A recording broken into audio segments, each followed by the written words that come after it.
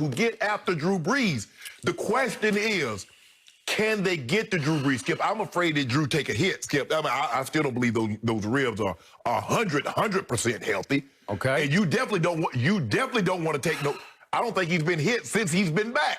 Okay. So now it's time for my prediction. What one expression do I hang my hat on this show? There's one man in all of sports I do not bet against, and it is the flat-out undisputed GOAT in the National Football League. It is Thomas Edward Patrick Brady Jr. Well, I want a case on all them names. Okay, so I'm going way, way, way out to the very end of the limb, and I'm going to say Brady pulls this off. I can't even tell you how he pulls it off. I just say he will pull this off because he's had this much time since November 8th to reflect, to dissect, to figure out how to beat the Saints. I think it's going to be a little higher scoring than you do. I think Brady's going to have to get into the 30s to win this game because I do not trust his defense. I trust Brady's offense in this game far more than I do Todd Bowles' defense. As I always tell you, I love Todd Bowles as a coordinator far more than I love his defense that he is coordinating right now.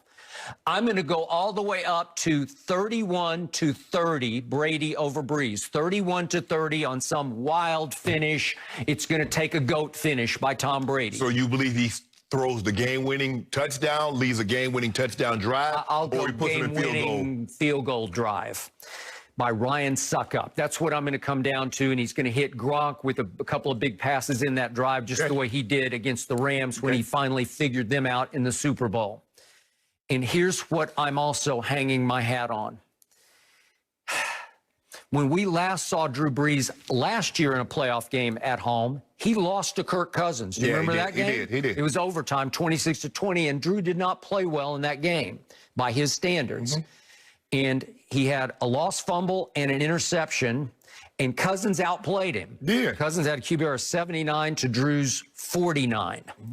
And it was pretty shocking that Minnesota got after them and held Kamara to 21 yards and Latavius to 21 yards rushing. They each had 21 yards. Okay, so that's the formula for how to do it. But it took overtime, but it was 26-20. It took a push off by Rudolph in the end zone. Remember, it was highly controversial. I wouldn't have called it, but whatever. You could say that they got robbed again at home. Okay, now we go back to in Brees' last 4 home playoff games. The truth is he hasn't played great in any of them. Well, Skip, he didn't play well the first half of the Minnesota game. Remember, they ended up being the Minnesota Miracle. But he came back in the second half. But they were down by like what? They were down by like 20 points at one point in that game. That was at Minnesota. But I'm just looking at 4 home games because this one is home.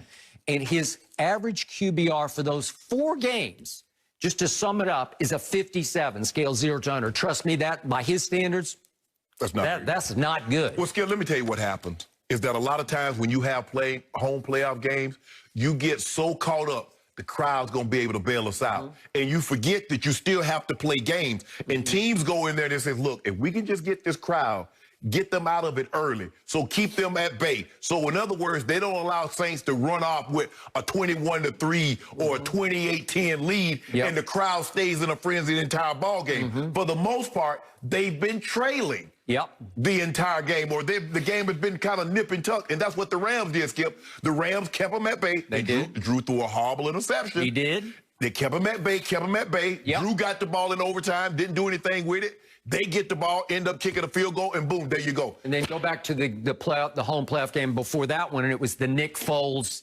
remember, Eagles game at New Orleans. And I thought Nick Foles was going to pull off his magic act again, and he hit Alshon right in the hands, and it went right through his hands for a late interception that stopped what could have been a game-winning drive. Okay, so got that going. Then you mentioned fans. Obviously, fans are not much of a factor anymore, right? Not 3,000. Okay. And yet, this Tampa team is weird to me. I don't know why.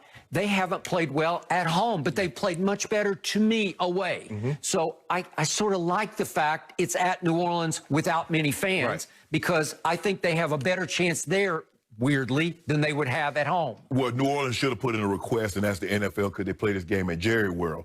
Because Jerry World, you got get it. 35, 40,000 fans in this game. And second to Jerry World has been Tampa Bay, where I don't know exactly how many it's been, but it looks like it's got some people there. They do get some people in there. It doesn't seem to work to inspire the Buccaneers. Well, Skip, the thing is also, if you look at that game in which you're talking about, the 38-3 ball game in which the Saints beat the Bucs, they hit Tom Brady more than anybody else hit him this year. It was the worst he's been roughed up all year. They hit him 9 times. I got it. And it started from the very first snap.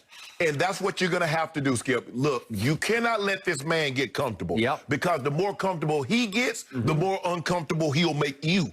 And so it's going to be imperative that Dennis Allen, the defensive coordinator for the Saints, have the game of his life because he knows what Tom Brady represents. Tom Brady lived for this moment. He's made his name. The regular season, we know what his regular season is. But Tom Brady, legends are made in the playoffs. Yep. And he's had more big playoff moments than any other quarterback in the history of the game. So Dennis Allen is well aware of what Tom Brady represents. Okay. They are. Okay, so the Saints pass rush comes from everywhere because it's deep and it's talented. They don't have one guy who's Khalil Mack or Aaron Donald, even though Cam Jordan sometimes plays like he's Aaron Donald or Khalil. But if you look down the list, they just have a bunch of guys. Even Demario Davis comes as a blitzer. And yet, what guy do you keep singling out? Hendrickson's the man. Hendrickson, and he's got a neck injury. He practiced limited this week. Right. Couldn't play last week. So I'm having to, I'll knock on wood for him because I hate to even talk about injuries, especially when it involves a man's neck. Right. But he might not quite be himself in this game, and they're going to need him to not quite be himself. Right, because he was Skip, he's going to need to be himself. Like I said, he didn't play. He's been limited since the game against, I think he got hurt in Kansas City's game, and he's kind of been limited in and out of the lineup since then. Okay. But he's going to have to be on his best behavior. Offsetting that is Brady lost his offensive guard, Alex Kappa, who's he's not great, but he lost him in the game at Washington. I think he fractured his ankle, but he's not going to play. They're going to start a kid named Aaron Stinney at guard who has never started an NFL game. He's highly regarded, but he's never played. Well, is that going to be a weak link? Because what does Brady need to do? He needs to step into his throws. Really, the best protection you need for Brady, you need a center and your 2 guards. Okay. Because he's looking to step up. Okay. Now, I'm going to also hang my hat on this one stat that I saw on your favorite website, Pro Football Focus. My Bible. What did I see this week that knocked me out of my chair and probably sent you about to leap out your window? What happened? This is